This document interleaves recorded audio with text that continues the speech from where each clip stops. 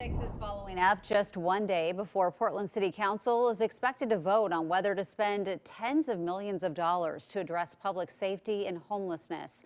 As some of the proposals on the table, adding shelter beds and behavioral health services. Liz Birch spoke with institutions in Old Town about the vote. She joins us now live with more. And Liz, this budget coming after a year of public outcry. Jenny, it is. We've heard a lot of frustration from business owners and people who live in Portland who just feel like city leaders haven't acted with enough urgency, haven't done enough to address these issues. But the folks we talked to today said right now they're hopeful about this upcoming budget. So we went into Old Town. We talked to Lan Su, Chinese Gardens executive director. She's been outspoken about how dire the situation is there, telling me they had to hire armed security for the first time this year because of all the break-ins and threats to their staff.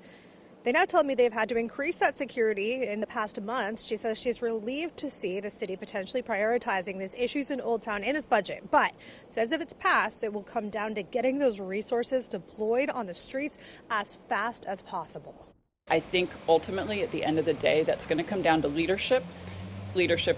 It's the will to make it happen, and I'd like to see all of them step up to that opportunity. Should this have happened sooner? Of course.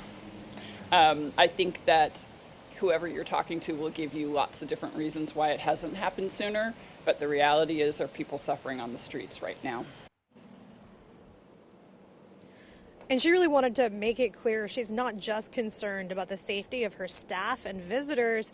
She's also really worried about the safety of the people who are living on the streets. So on that note, we also talked to the executive director of the Blanchet House. They serve the homeless community there in Old Town. You're going to hear from him coming up at 5 o'clock, both about this budget and the situation in Old Town right now. But for now, live in Portland, Liz Birch, KOIN 6 News.